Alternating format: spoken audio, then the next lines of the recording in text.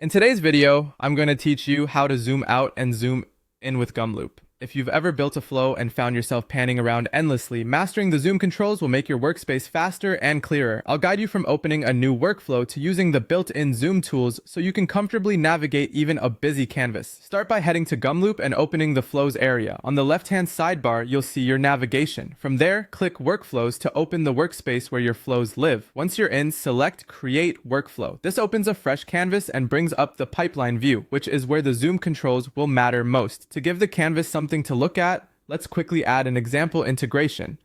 On the left side of the canvas, click the plus button to add a new step.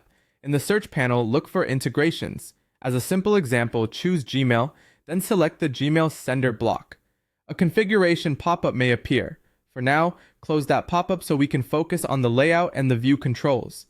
As your canvas grows with more steps and connections, it can get tight or feel too spread out. That's where the zoom tools come in. Move your eyes to the bottom right corner of the canvas.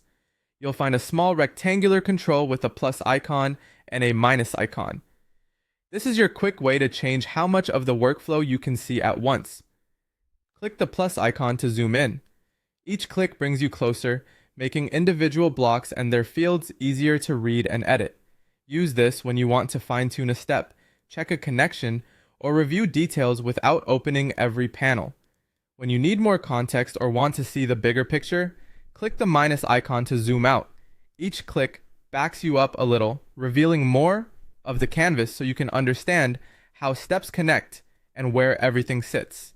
This is especially helpful right after adding several blocks or when you're tracing a path across the workflow. That's it.